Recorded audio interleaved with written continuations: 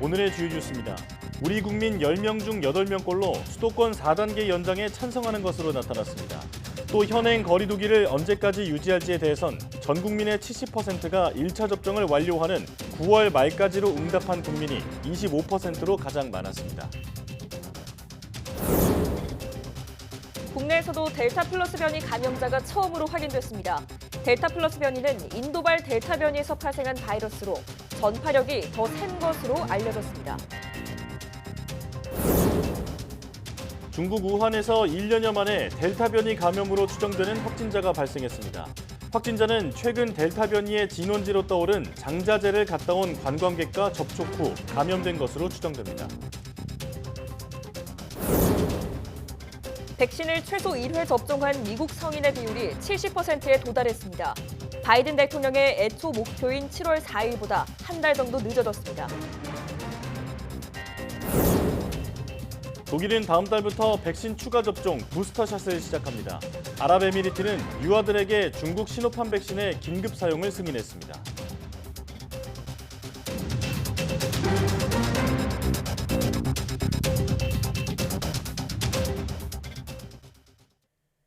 여러분 안녕하십니까? 사이언스 투데이 시작합니다. 강력한 거리두기 4주째를 맞아 수도권의 증가세는 다소 둔화된 모습이지만 전체적인 확산세는 여전합니다. 김부겸 국무총리는 중앙방역대책본부 회의에서 남은 휴가철 이동을 가급적 자제해달라고 당부했습니다. 직접 들어보시죠.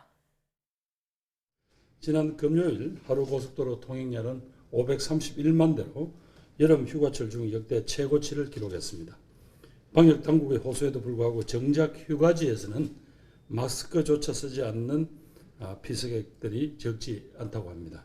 심지어 지자체의 행정명령을 어기고 풀 파티를 열거나 불법 심야 영업에 나섰다가 적발된 사례도 발견되고 있습니다. 남은 휴가철 동에도 가급적 이동은 자제해 주시고 이번 휴가만큼은 함께하는 시간보다는 휴식하는 시간으로 보내주실 것을 간곡히 요청드립니다.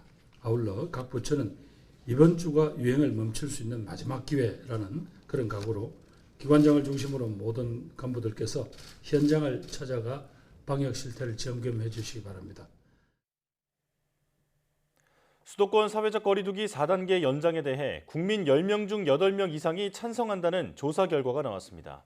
보건복지부 중앙사고수습본부는 지난달 27일부터 29일까지 전국의 성인 남녀 1,000명을 대상으로 코로나19 인식조사를 한 결과 이같이 나타났다고 밝혔습니다. 84%가 수도권 4단계 연장에 찬성 의견을 나타냈고 12.8%가 반대, 잘 모르겠다는 의견은 3.2%였습니다. 거리두기 단계를 언제까지 유지할지에 대해서는 9월 말까지가 25.1%로 가장 많았고 8월 말 20.5%, 11월 말까지는 20.3%였으며 당초 발표대로 이번 달 8일까지는 15.7%였습니다. 자영업자 중에서는 9월 말까지와 11월 말까지 현행 거리두기를 유지하자는 의견이 각각 25.3%로 일반 국민과 큰 차이가 없었습니다. 국내에서도 델타 플러스 변이 감염자 2명이 확인됐습니다. 델타 플러스 변이는 인도발 델타 변이에서 파생된 바이러스로 전파력이 델타 변이보다도 더 강한 것으로 알려졌습니다. 방역당국은 최근 해외여행 경력이 없는 40대 남성 1명이 델타 플러스 변이에 감염된 사실을 확인했다고 밝혔습니다. 이 남성은 지난 5월 중순 이후 아스트라제네카 백신 접종을 완료한 뒤 확진 판정을 받았습니다. 다른 델타 플러스 감염자는 해외에서 입국한 사례며 마찬가지로 출국 전 국내에서 아스트라제네카 백신 접종을 마친 것으로 확인됐습니다. 국방부는 청해부대 34진 문무대형암 장병 가운데 음성으로 확인돼 격리 중이던 장병 29명이 격리 해제 전 진단검사에서 모두 음성 판정을 받아 격리 해제됐다고 밝혔습니다.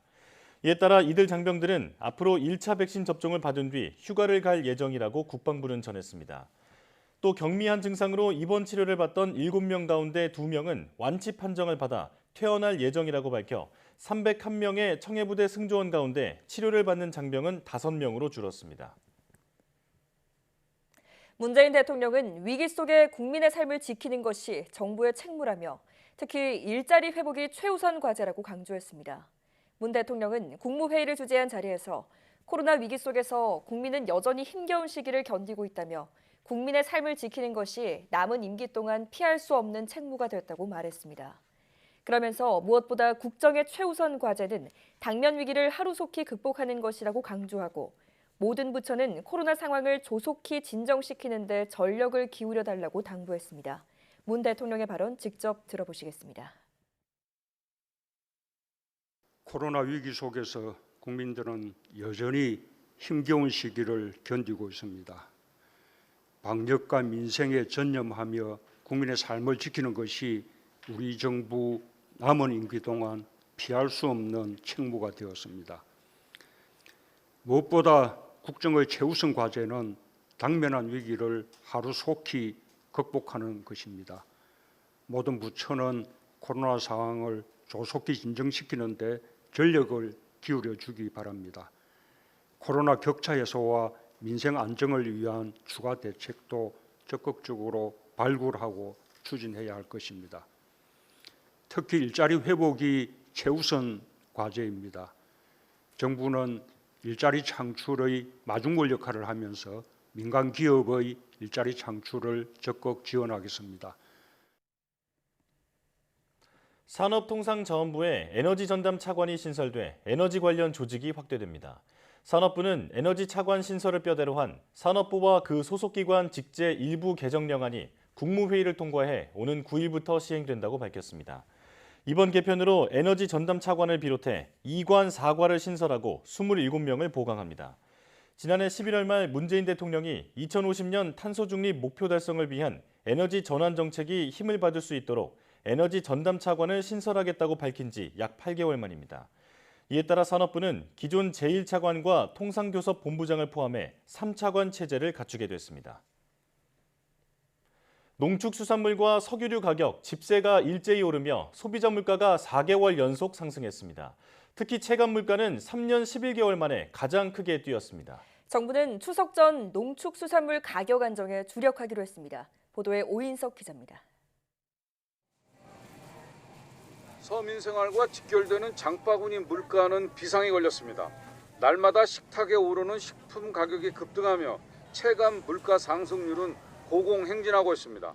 지난달 농축수산물 가격은 1년 전보다 9.7% 올랐습니다.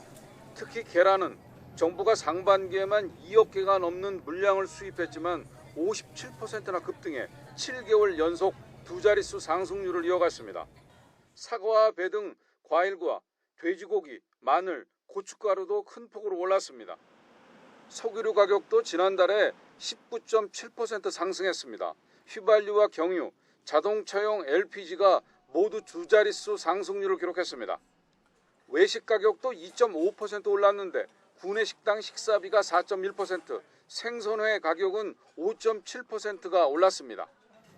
집세는 2017년 11월 이후 가장 높은 1.4% 상승률을 기록했고 전기, 수도, 가스도 0.3% 오르며 상승 전환됐습니다. 소비자 물가는 4개월 연속 2%대 상승률이 이어졌습니다. 생활 물가 지수는 전년 동월에 비해 3.4% 상승하였는데요. 각각 달걀, 돼지고기, 쌀과 휘발유, 경유, 공동주택 관리비 등의 가격 상승에 주로 기인한 것으로 나타나고 있습니다. 통계청은 농축수산물은 오름세가 둔화하고 석유류 가격 오름세도 더 확대되지 않을 것으로 예상하면서 하반기에는 2분기보다 물가가 안정세를 보일 것으로 전망했습니다. 정부는 안정적 물가 관리에 집중하기로 했습니다. 홍남기 경제부총리는 최근 계란에 이어 채소 가격 상승 등 농수산물 가격 오름세 압력이 큰데 8월 내내 민생 물가 안정에 주력해 줄 것을 지시했습니다. 정부는 추석 전 농축수산물 가격 안정을 위해 명절 성수품 공급 물량을 예년보다 대폭 확대하는 등 선제적으로 대응하겠다고 밝혔습니다. YTN 오인석입니다. 코로나19 영향으로 집에서 식사하는 경우가 늘면서 간편한 짜장라면이나 비빔라면 소비가 많아졌는데요. 시험 결과 2개만 먹어도 포화지방과 나트륨 하루 기준치를 넘는 것으로 나타났습니다. 조용성 기자가 보도합니다. 소비자원이 1,000명을 대상으로 짜장, 비빔, 볶음라면 인기 제품 15개를 비교 조사했습니다.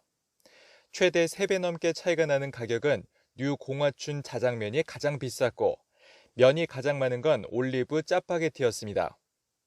단맛은 세 종류의 비빔면, 매운맛은 볶음면류가 가장 강한 것으로 조사됐습니다. 그렇다면 영양 성분은 어떨까?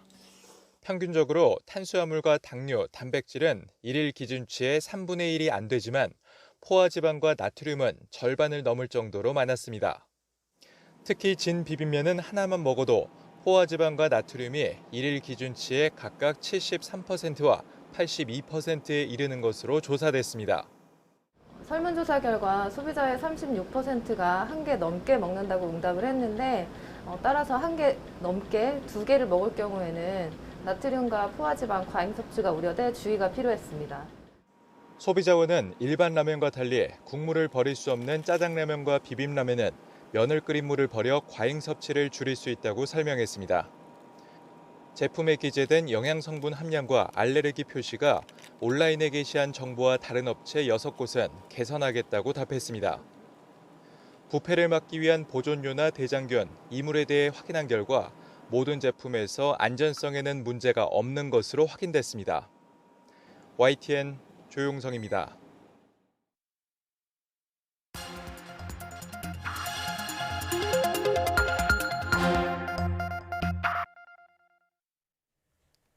다양한 분야의 이슈를 과학 기자의 시각으로 집중 분석하는 사이언스 취재 파일 시간입니다. 네, 오늘은 최소라 기자와 함께하겠습니다. 어서 오십시오. 안녕하세요. 네, 오늘은 어떤 소식 준비해 오셨나요? 네, 세계적으로 백신 접종이 진행되면서 일부 나라에서는 접종률이 70%에 달하기도 하는데요. 이런 가운데 접종을 완료한 사람들에게 추가로 또 백신을 접종하는 이른바 부스터샷을 검토하는 곳이 늘고 있습니다. 해외에서 부스터샷이 어떻게 이루어지고 있고 또 국내 계획은 어떻게 되는지 알아보겠습니다. 예, 도입을 두고 지금도 많은 논란이 있는데 우선 부스터샷 접종을 시작한 나라가 어딘지부터 알아볼까요?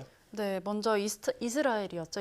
이스라엘이 지난달 12일부터 면역 취약계층들을 대상으로 부스터샷 접종을 시작을 했습니다. 예. 네. 이번 달부터는 백신 접종 완료 5개월이 지난 60대 이상 고령층을 대상으로도 부스터샷 접종에 들어갔습니다. 이스라엘은 빠른 백신 접종으로 1일 신규 확진자 수가 6월 초에 한 자릿수대까지 떨어졌었는데 지난달부터 다시 급증했거든요. 최근에 델타 변이 확산 때문에 백신 접종자라도 중증 예방력이 떨어진다는 점을 고려해서 부스터샷을 확대하고 있는 겁니다. 이스라엘 총리의 발언 들어보시겠습니다. קשה להפריז בחשיבות של החיסון השלישי. למעשה, בגלל מגפת הדלתא אנחנו רואים היקף הידבקויות עצום בעולם. העומס הנגיפי שסוחבים המאומתים הוא גדול לאין ארוך מקודם, ולכן זה פשוט דרך להציל חיי אדם. 네. 자, 이스라엘뿐 아니라 영국도 지금 부스터샷 접종 예방을 계획하고 있다고요? 네, 그렇습니다. 영국도 다음 달 초부터 50세 이상 고령층과 그리고 면역 취약자들에게 부스터샷 접종을 시작하겠다고 밝혔습니다. 12월 초까지는 접종을 완료하겠다는 목표입니다. 영국은 부스터샷을 맞을 때 앞서 맞은 백신과 다른 백신으로 접종하면 더 효과가 크다는 연구를 내놓은 만큼 교차 접종을 시행할 것으로 보입니다. 예. 독일의 경우도 마찬가지인데요. 다음 달부터 고령자와 면역 취약자들에게 부스터샷 접종을 진행하겠다고 밝혔습니다. 부스터샷으로 화이자나 모더나 백신을 접종하겠다는 계획입니다. 아시아에서는 캄보디아가 특히 부스터샷에 적극적입니다. 네. 캄보디아는 방역 일선에서 일하는 인력을 대상으로 부스터샷을 접종하겠다고 발표했습니다. 캄보디아에는 중국산 백신 접종자가 꽤 많은데요. 중국산 백신을 접종한 경우에는 아스트라제네카 백신을 추가로 맞추고 또 아스트라제네카 백신을 접종한 사람에게는 시노백을 맞추겠다는 방침입니다. 그렇군요. 자, 이렇게 몇몇 국가에서 부스터샷 접종을 서두르고 있는 이유는 뭔가요? 네, 델타 변이 확산이 가장 큰 이유겠습니다. 이스라엘이나 유럽 몇몇 국가들은 접종률이 높은데도 불구하고 최근 델타 변이 확산으로 확진자가 엄청나게 늘고 있습니다. 예. 이런 가운데 백신의 예방 효과가 시간이 지나면서 빨리 떨어지고 있다는 보고가 속속 나오면서 부스터샷으로 예방률을 다시 크게 끌어올려야 된다는 겁니다. 특히 최근에 화이자가 자사 백신 접종 6개월 뒤에 유증상 감염 예방 효과가 기존 96%에서 84%까지도 떨어졌다는 보고를 내놨습니다. 예. 그러면서 부스터샷을 접종하면은 델타 변이에 대한 항체 수준이 5배에서 11배까지 증가했다고 밝힌 바 있습니다. 네. 자, 그렇게 부스터샷 접종을 서두르고 있는 나라가 있는 반면 또 부스터샷에 반대하는 목소리도 있다고요? 네, 그렇습니다. WHO가 반대를 하고 있는데요. 네. WHO는 일부 국가의 부스터샷 접종에 부정적인 반응을 보이고 있습니다. 어떤 나라들에서는 의료 종사자와 취약계층에게도 백신을 아직 접종하지 못했는데 일부 국가는 수백만 회분의 부스터샷을 미리 주문하고 있는 이런 백신 불평등 형상을 비판하는 겁니다. 예. 또 WHO는 제약사들에게 백신을 부스터샷으로 판매하는 것보다 코백스의 공급을 해달라고 요청하고 있습니다. 예. 이게 가볍게 볼 문제는 아닌 것 같아요. 네. 자, 그렇다면 국내 부스터샷 계획은 어떻게 됩니까? 네, 우리 방역당국도 부스터샷을 접종을 검토하고 있습니다. 고령층이나 요양병원 그리고 시설 입소자 등 고위험군을 대상으로 4분기 중에 부스터샷 접종 시행을 검토하겠다는 입장을 앞서 밝혔는데 네. 다시 언급했습니다. 함께 들어보시겠습니다. 추가 접종에 대해서는 지난주에 저희가 8, 9월 시행 계획을 발표하면서 4분기의 주요한 과제 중에 하나로 말씀을 드린 바가 있습니다. 그래서 이제 전 국민에 대한 그 접종을 어느 정도 완료하고 4분기에 추진하는 방안을 검토할 예정이고요. 다른 나라의 사례 등을 토대로 전문가 논의를 거쳐서 고위험군부터 4분기 중 시행하는 방안을 검토할 예정입니다.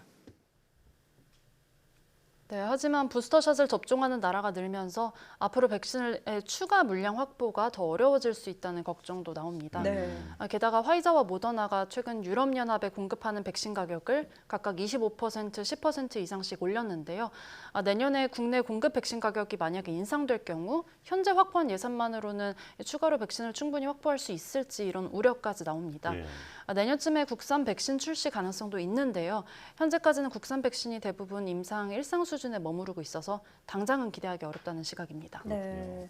자, 무엇보다 지금 최대한으로 백신을 확보하는 데에 총력을 기울여야겠습니다. 지금까지 최소라 기자와 함께했습니다. 오늘 고맙습니다. 감사합니다.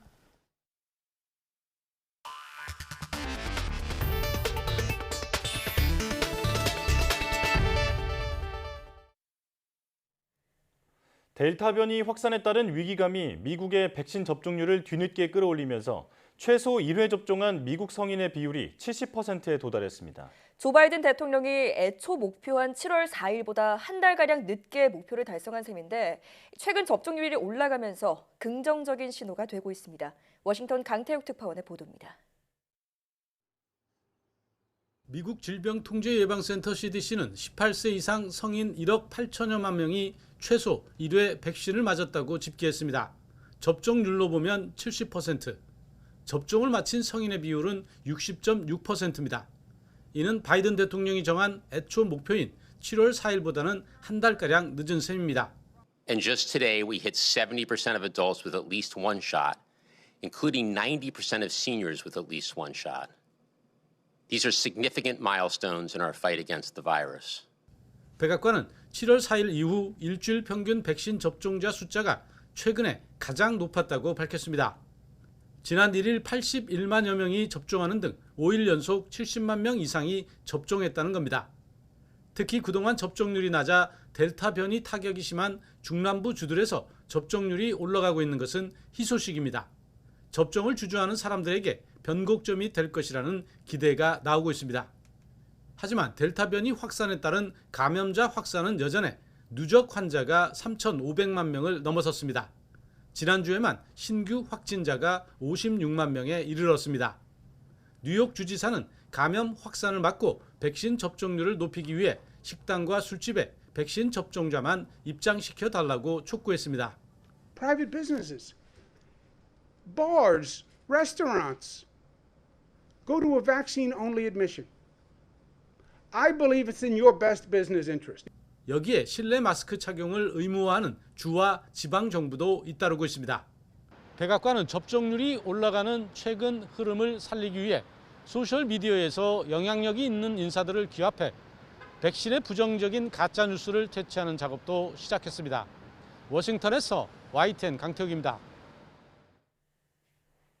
미국에서 코로나19 델타 변이 감염이 확산하는 가운데 코로나 상황에 대한 미국인의 낙관론이 눈에 띄게 줄고 있는 것으로 나타났습니다. 여론조사기관 갤럽이 지난달 19일부터 26일까지 미국 내 성인 3,475명을 상대로 조사한 결과에서는 응답자의 45%가 미국에서 코로나 상황이 점점 더 악화하고 있다고 답했다고 현지 시각 2일 전했습니다. 상황이 점점 좋아지고 있다는 응답자는 40%였습니다. 이는 한 달 전인 6월 조사와 비교하면 엄청난 차이를 보이는 것입니다. 지난 6월 조사에서는 상황이 나아지고 있다는 응답자가 절대 다수인 89%였고 나빠지고 있다고 답한 이는 3%에 불과했습니다.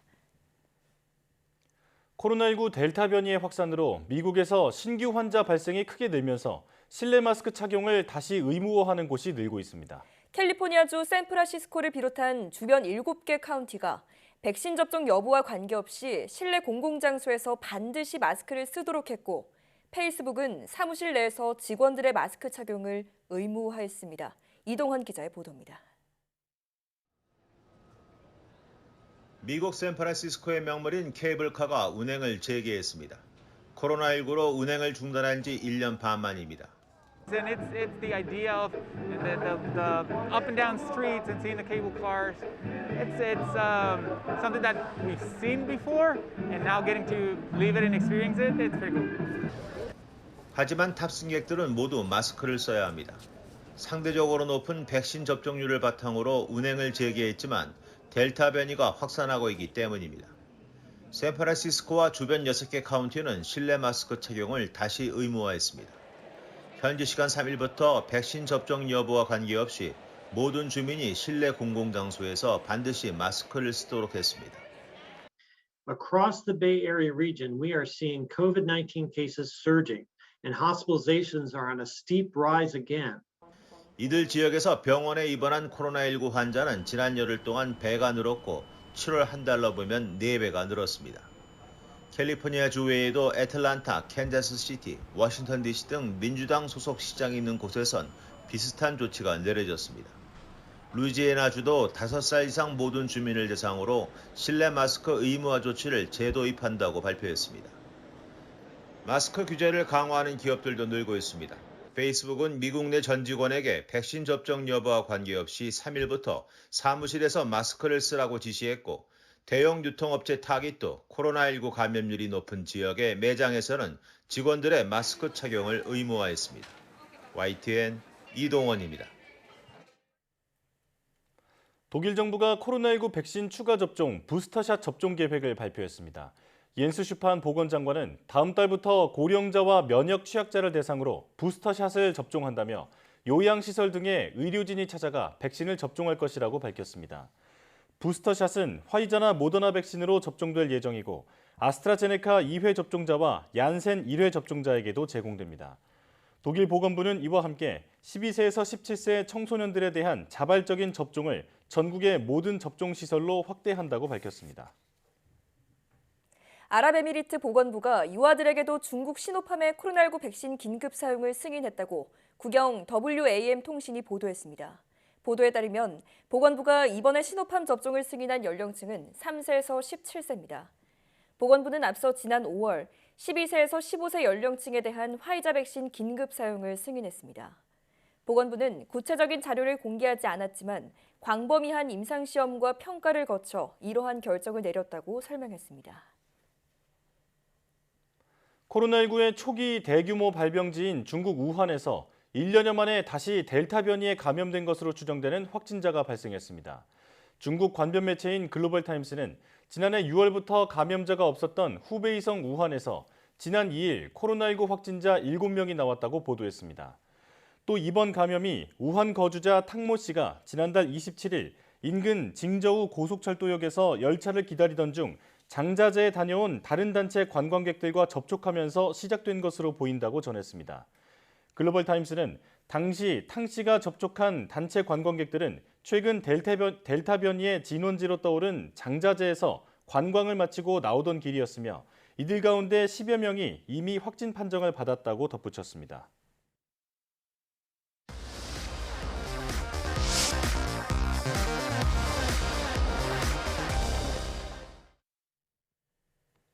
중세 유럽의 건물을 떠올리면 빼놓을 수 없는 것이 스테인드 글라스입니다. 형형색색의 유리가 빛과 만나면서 다양한 분위기를 만들어내기 때문에 빛의 예술이라고도 불리죠. 네, 최근 스테인드 글라스 기법으로 액자와 같은 생활 소품을 꾸미는 분들도 많다고 하는데요.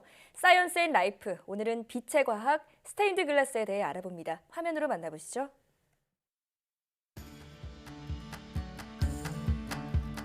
빛의 예술이라 불리는 스테인드 글라스. 색색의 유리 조각이 모여 작품이 되는데요. 그런데 이 스테인드 글라스가 우리의 일상 속으로 들어왔다고 합니다. 요즘에는 스테인드 글라스 관련 공방이 많이 늘어나고 있는 추세이기도 하고 많은 분들이 소품을 통해서 스테인드 글라스를 많이 접하시는 것 같아요. 일상으로 들어와 다양한 생활 소품으로 활용되는 스테인드 글라스. 스테인드 글라스의 숨은 과학 이야기. 지금 그 속으로 들어가 봅니다.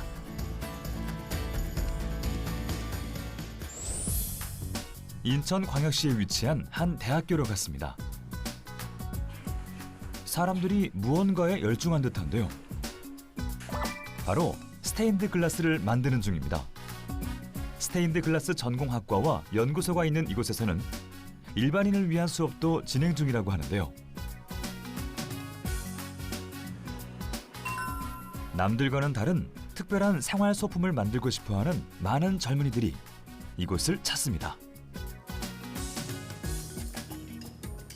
국내에서 스테인드 글라스에 대한 인식이 그렇게 높다거나 인지도가 높은 편이 아니라고 저는 느끼고 있어요. 스테인드 글라스에 대한 아름다움을 좀 더 아셨으면 좋겠어서 제가 이런 수업을 진행하고 있습니다. 보는 이를 압도하는 스테인드 글라스. 13세기 이후 중세 유럽에서 고딕 건축 양식이 유행처럼 번지고 생유리를 만드는 기술이 발달하면서 스테인드 글라스는 독자적인 회화 장르로 발전했습니다. 하지만 특정 종교의 예술이란 인식이 강했는데요. 최근엔 타종교를 넘어 일반 건축물과 생활 소품에도 다양하게 쓰이고 있습니다. 요즘에는 스테인드 글라스 관련 공방이 많이 늘어나고 있는 추세이기도 하고 많은 분들이 소품을 통해서 스테인드 글라스를 많이 접하시는 것 같아요. 이제 소품 하나로도 그 공간의 분위기가 완전히 바뀌다 보니까 되게 그런 점이 좋았던 것 같습니다. 빛에 따라 변하는 작은 소품은 인테리어 효과를 톡톡히 합니다. 거기다 심리 안정과 스트레스 완화까지. 스테인드 글라스는 다양한 이유로 각광받고 있습니다. 일단은 스테인드 글라스는 변하지 않는다는 매력이 있고요. 그리고 색깔이 일단 너무 예쁘고 빛을 받으면은 그 빛에서 나오는 빛 그림자가 너무 환상적인 것 같아요. 저는 이제 빛이랑 유리가 만났을 때 만들어내는 그 색 그림자가 되게 좋아서 처음에 스테인드 글라스를 시작하게 됐습니다. 미적 효과를 넘어 생유리를 비추는 빛과 그에 따른 그림자를 예술적으로 활용한 스테인드 글라스. 여기에는 숨은 비밀이 있습니다. 스테인드 글라스는 이른바 빛의 예술이라고 할 수 있는데요. 다양한 색상의 생유리에 빛이 통과되면서 아주 멋진 그림자가 생기게 되는 것입니다. 다양한 안료를 넣어 가열한 다음에 생유리를 제조하게 됩니다. 이렇게 해서 만들 수 있는 생유리는 가지수가 2,000가지가 넘는다고 합니다. 그리고 빛의 밝기라든지 방향 등에 따라서 그림자의 모양이 또한 다양하게 나타날 수 있습니다. 빛만으로 평범한 공간이 예술 작품이 되고 전혀 다른 분위기의 건물로 보이기도 합니다. 빛의 밝기와 방향에 따라 변하는 색채. 그 속에는 어떤 과학 원리가 들어있을까요? 여러 가지 색상의 빛은 섞게 되면은 이른바 가산 혼합이 되어서 점점 더 밝아지게 되는데요. 스테인드 글라스의 생유리를 통과한 빛들이 가산 혼합을 하면서 더욱더 밝아지기 때문에 더욱 신비로운 느낌을 줄 수 있습니다. 빛은 혼합한 색이 원래의 색보다 밝아지는 가산 혼합을 합니다. 이는 색을 혼합하면 원래의 색보다 어두워지는 감산 혼합과 구분되는데요. 유리로만 표현되는 빛의 예술이 바로 스테인드 글라스가 더욱 특별한 이유입니다. 작은 생활소품 만들기가 한창입니다. 우선 유리 위에 원하는 모양의 밑그림 종이를 대고 특수 칼로 금을 긋습니다. 힘을 가하면 유리가 잘려나가는데요. 이거는 유리를 자를 때 쓰는 칼인데요. 유리보다 더 단단한 물질인 텅스텐이 이 앞에 동그란 날로 붙어 있어요. 이 날로 유리를 커팅을 하는 거죠. 유리는 쉽게 깨지고 다루기 힘들기 때문에 처음 배울 때는 주의가 필요합니다. 살짝 커졌죠. 이런 부분이 이제 많아지면 저렇게 테이프를 감고 막댐을 할 때 내가 원했던 사이즈보다 점점 커져요. 이번엔 글라인더로 자른 유리의 단면을 다듬습니다. 스테인드 글라스의 제작 방법 중 하나인 동테이프 기법인데요. 납땜하기 전에 유리 조각에 동테이프를 감습니다. 유리 조각들을 이렇게 테이프를 다 감아주고 이어 붙이기 위해서 동테이프를 감아주고 있어요. 같은 모양으로 만들어서 동테이프를 감은 색색의 유리 조각을 원하는 모양대로 배치한 후 서로 잘 붙게 하기 위해 페이스트를 도포한 뒤 납땜을 하면 작업이 끝납니다. 그 동테이프끼리 납을 사용해서 연결할 수 있도록 하고 있습니다. 서서히 모양을 갖추고 있는 스테인드 글라스. 오늘은 뭐 만드세요? 오늘 지금 조명 등간 만들고 있습니다. 간단한 소품을 만들면 진짜 원데이 클래스로도 바로 만들어서 가져가실 수도 있고요. 뭐 제가 지금 하고 있는 것처럼 되게 조그만 조각들이 많은 큰 소품을 만들 경우는 이것만 한다는 가정하에 뭐 2, 3일 정도까지도 걸리는 작품들도 있습니다. 작품의 크기와 난이도에 따라 짧으면 몇 시간, 길면 며칠 만에 나만의 작품을 만들 수 있습니다. 작품을 만들던 중 수강생 이사나 씨가 무언가 꺼냅니다. 바로 금속 안료인데요. 투명한 유리에 여러 색깔의 옷을 입힐 수 있는 재료라고 생각하시면 됩니다. 제가 원하는 생유리 색이 없어서 이걸로 유리 색을 만들려고요, 새로. 스테인드 글라스를 구성하는 생유리를 만들기 위해서는 구리와 철, 망간, 코발트 등 다양한 금속 연료가 사용됩니다. 금속별로 특유의 생유리를 만들 수 있는데요.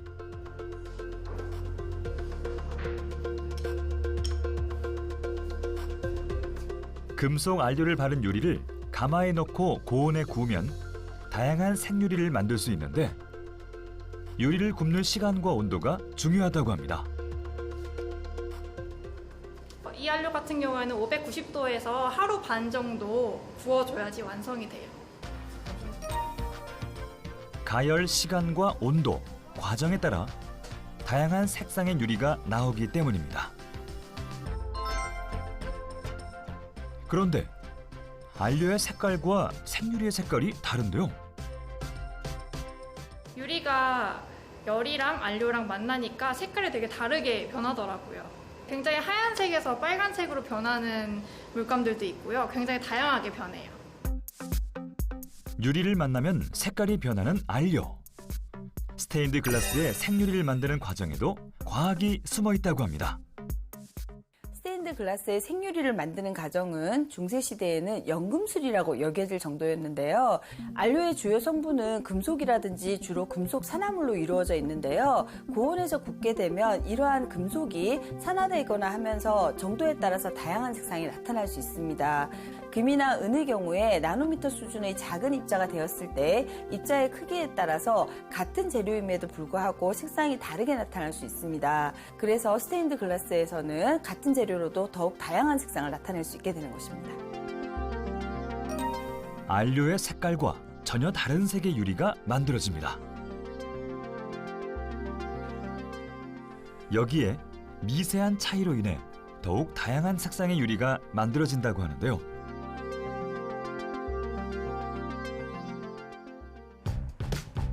현재의 기술로 만들 수 있는 생유리의 종류만 약 2,000여 가지.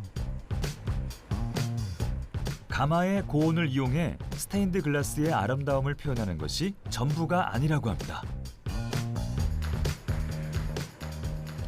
이 가마 소성을 거치는 이유는 유리를 구워서 안료가 유리 표면에 합착이 잘 되어서 영구적으로 보존을 오래 할 수 있도록 하기 위함입니다. 유리 위에 알료나 페인트는 고온에 굽게 되면 내구성이 높아져 단단해지는 특성이 있습니다. 수백 년이 지나도 여전히 아름다운 스테인드 글라스. 기존의 모습 그대로 간직한 채 오랜 시간 사람들에게 사랑을 받고 있는데요. 어떤 원리 때문에 긴 시간 동안 이 모습을 유지할 수 있는 걸까요?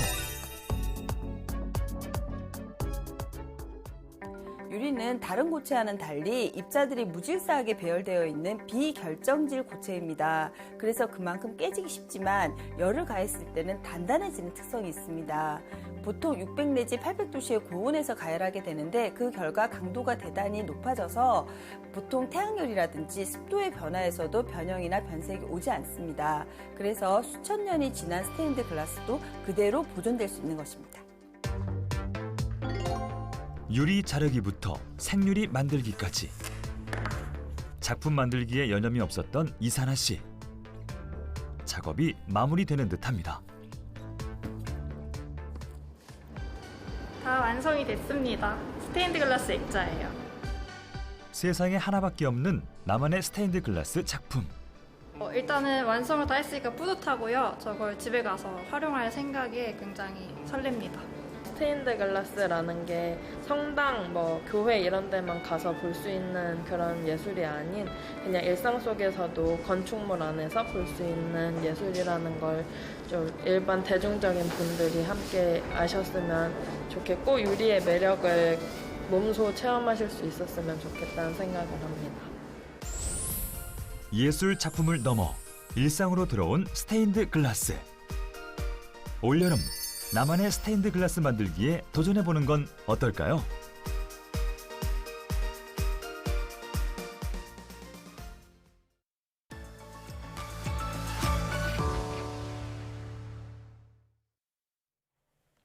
기후변화로 매년 세계 곳곳에서 유례없는 이상폭염이 발생하고 있습니다. 폭염은 그 자체로도 문제지만 대형 산불의 원인으로 꼽히면서 더 큰 문제로 떠오르고 있습니다. 오늘 날씨학 개론에서는 기후변화로 인해 더 잦아지고 있는 대형 산불에 관련된 이야기 나눠보도록 하겠습니다.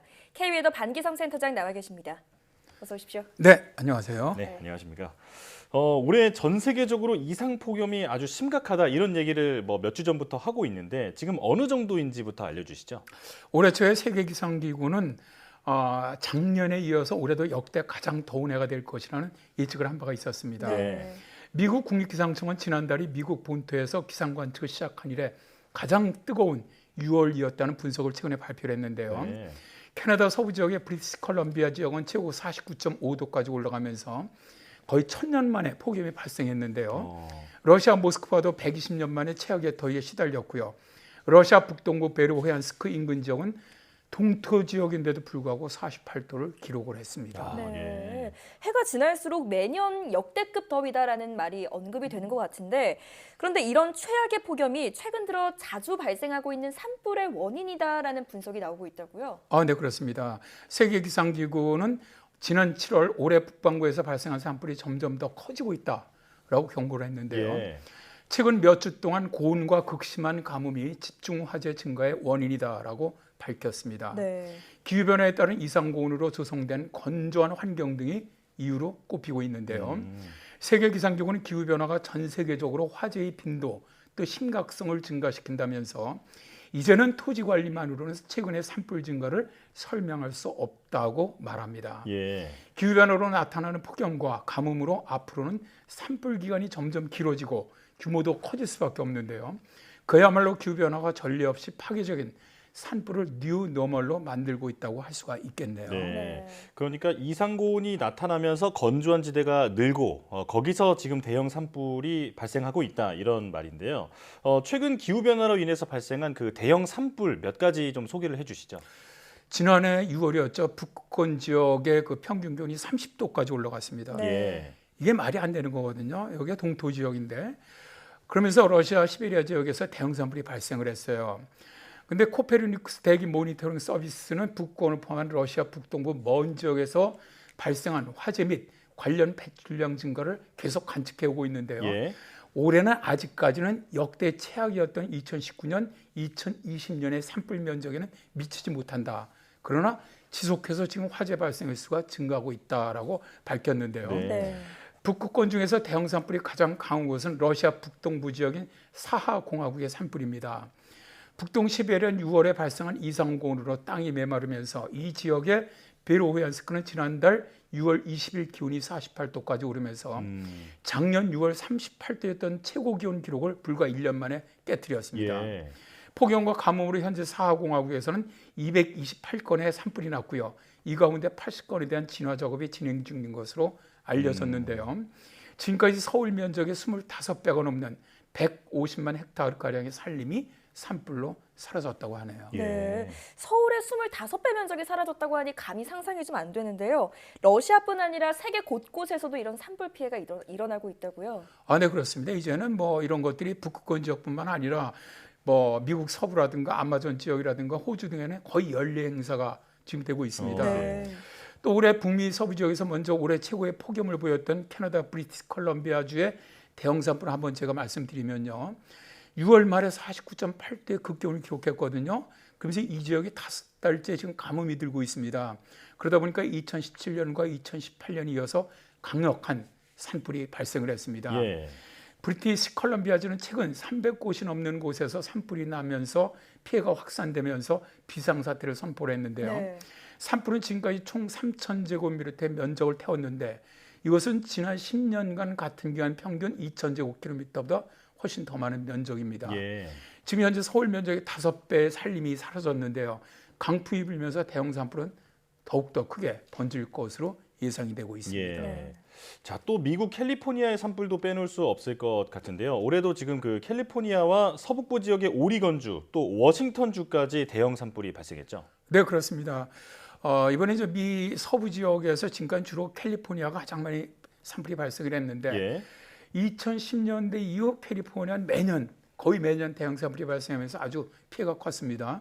근데 작년엔 굉장히 이례적으로 서부 지역이죠. 오리건주하고 워싱턴주까지 대형 산불이 발생하면서 미국 대형 산불 역사상 최악의 산불이 발생을 했습니다. 근데 올해도 바로 이 지역에서 또다시 대형 산불이 발생을 하면서 큰 피해가 지금 발생을 하고 있는데요. 미 해양대기청 발표에 따르면 2021년 7월 20일 기준으로 미국의 12개 주에서 3만 4천 건의 화재가 발생을 하면서 200만 에이커 이상의 산이 불타버렸는데요. 2011년 이후 1월에서 7월에 발생한 화재 중 가장 많은 수치로 이렇게 강력한 산불이 빨리 일어난 것은 이례적이라고 합니다. 이번 미 서부 지역 산불들은 기록적인 폭염과 동시에 발생을 했는데요. 기후학자들은 기후변화로 폭염이 증가를 하고 가뭄이 지속되면서 산불이 좀 잦아지고 강도도 세진다라고 주장하고 있습니다. 자, 그런데 대형 산불이 발생하면 생태계 등 환경 파괴로 인한 그 피해도 클 텐데 이뿐만 아니라 산불에서 발생하는 그 오염물질로 인한 피해도 크다고요. 아, 네, 그렇습니다. 이제 미 해양대기청의 그 위성자를 갖다 우리 보면은 미 서부와 캐나다 서부, 중부, 특히 아이다호라든가 미네소타, 노스다코타, 오리건, 워싱턴에서 발생한 화재로 인해서 그 짙은 연기가 대기질을 떨어뜨리고 있는 것으로 나타났습니다. 위성 자료에 의하면 온타리오주와 매니토바주에서 발생한 화재로 인한 에어로졸이 미국의 미네소타와 북부 중서부 다른 주 상공으로 퍼져나가고 있는데요. 한 언론에서는 미 서부의 나비가 산불을 피해 날개짓을 하자 동부 자유의 여신상이 스모그 안에 갇혔다라는 표현을 쓸 만큼 서부의 캘리포니아주, 오리건주, 몬태나주에 걸쳐 발생한 초대형 산불이 발화 지점에서 무려 4,500km 떨어진 동부 도시 뉴욕의 대기에까지 영향을 미친 것이죠. 워싱턴 DC라든가 뉴욕시, 뉴저지주, 펜실베니아주 등 미국 동부 지역에 대기질 악화 경보가 내려졌는데요. 굉장히 나쁜 영향을 주고 있다는 것이죠. 자, 발화 지점에서 수천 킬로미터 그 떨어진 곳까지 영향을 준다니까 정말 놀라운데요. 이렇게 산불로 인한 대기질 저하가 멀리 떨어진 지역에 사는 사람들에게는 어떤 영향을 주고 있나요? 이제 앞서 말씀드린 것처럼 이렇게 멀리서 떨어진 산불로 발생한 매연이 뉴욕의 산불로 인한 뉴욕의 24시간 평균 대기질 지수가 157. 이게 15년 만에 최악의 수준입니다. 지수가 100이 넘으면 노약자 활동에 제약이 있고요. 150을 넘으면 모든 사람을 대상으로 힘든 육체 활동을 제한하는 정도입니다. 그러니까 굉장히 대기 오염이라든가 미세먼지가 나쁜 상태인데요. 지난 겨울 사상 최악의 혹한 추위에 이어서 최악의 대기질을 경험하면서 미 동부 주요 도시들은 기후변화의 역습 체감 지역으로 전락을 했는데요. 예. 지구온난화의 영향으로 극지역에 기단이 정체하는 일이 좀 잦아지면서 계절에 따라서 혹한과 폭염이 교차하는 양극화된 날씨를 번갈아 겪고 있는데요. 올해 상반기에만 자연재해로 인한 보험사들의 보상액이 420억 달러, 우리나라 돈으로 48조 원을 기록을 하면서 열대 평균치를 훨씬 웃돌았다고 해요. 예. 기후변화를 막기 위한 어떻게 보면 획기적인 노력이 필요하다고 생각을 합니다. 네. 자, 저희가 센터장님과 함께 몇 주째 지금 기후변화에 대한 이야기를 나누고 있는데 얘기를 나눌수록 좀 심각성을 깨닫고 대응을 하기 위한 철저한 노력이 필요하겠다라는 생각이 듭니다. 오늘 말씀도 잘 들었습니다. 고맙습니다. 네, 고맙습니다.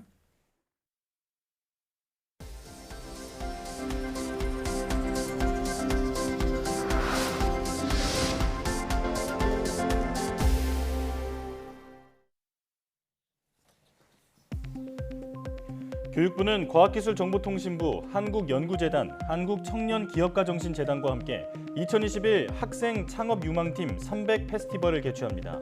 초중고 대학 대학원생의 창업 역량을 강화하기 위해 열리는 이번 대회는 4일부터 15일까지 12일간 온라인으로 개최됩니다. 올해 대회에는 서류 발표 심사를 거쳐 최종 선발된 총 345팀이 참가합니다. 주요 행사인 온라인 모의투자 대회에서는 국민평가단 10,000명과 전문가 등이 온라인으로 학생 창업 유망팀의 창업 아이템을 살펴보고 가상의 투자금으로 우수 창업 아이템에 투자합니다. 네이버는 이번 달 안에 사람 이름이 포함된 연관 검색어 노출을 중단할 계획이라고 밝혔습니다. 네이버는 현재 명예훼손, 사생활 침해성 키워드를 검색한 경우 연관 검색어를 노출하지 않고 있지만 앞으로는 여기에 더해 사용자가 검색한 이름은 물론 연관 검색어에 뜬 이름 역시 표출하지 않기로 했습니다. 네이버는 인물명 포함 여부를 판단하는 것은 맥락과 중의성 여부, 최신성 등에 따라 달라질 수 있고 앞으로 이에 대한 판단 로직을 고도화해 나갈 계획이라고 밝혔습니다. 거래대금 기준으로 국내 최대 규모 가상화폐 거래소인 업비트의 애플리케이션 사용 시간이 지난 6월 감소했습니다. 코인 상승장이 시작된 작년 10월 이후 처음 감소한 겁니다. 모바일 빅데이터 플랫폼 기업 IGA 웍스에 따르면 안드로이드 기준 전체 성별 연령대의 6월 월간 업비트 앱 총 사용 시간은 3,245만 1,215시간으로 5월보다 57.3%나 급감했습니다. 거래 대금도 줄어 업비트의 24시간 거래 대금은 5월 초순 한때 300억 달러, 약 34조 5천억 원을 넘었는데 6월 하순에는 20억 달러대로 급감했습니다. 차량 배출가스 인증 서류를 위조한 혐의로 재판에 넘겨진 한국닛산에 벌금형이 확정됐습니다. 대법원은 자동차관리법 위반 혐의로 기소된 한국닛산의 상고심에서 벌금 1,000만 원을 선고한 원심을 확정했습니다. 함께 기소된 한국닛산 관계자 A씨는 징역 6개월에 집행유예 2년, 다른 관계자 2명은 벌금 300만 원과 500만 원이 각각 확정됐습니다. 한국닛산은 지난 2012년부터 2015년까지 배출가스와 연비 시험 성적서 등을 조작해 수입 차량 인정을 받은 혐의로 재판을 받아왔습니다.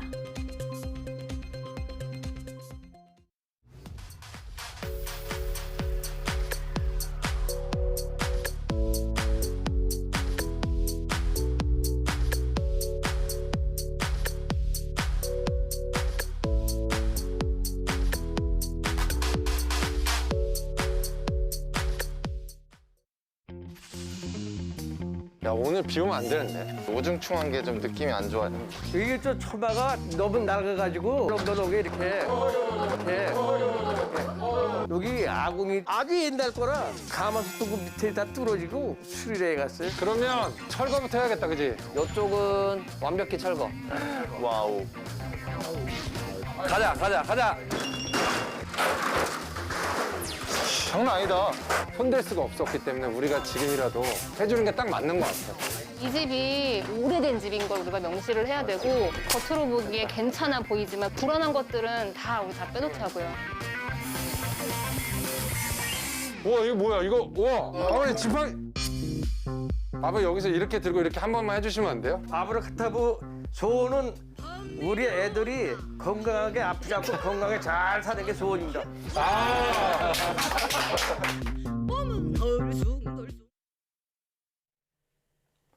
이제는 웬만한 수선은 철거부터 시작하는 것 같은데요. 오래된 건물이라 쉽지 않았을 텐데 이번 주도 고생 많았습니다. 도움이 필요한 분들은 언제든지 YTN 사이언스 홈페이지에 사연 남겨주시기 바랍니다. 어려운 시기 YTN 사이언스는 국민과 함께하겠습니다. 시청해주신 여러분 고맙습니다.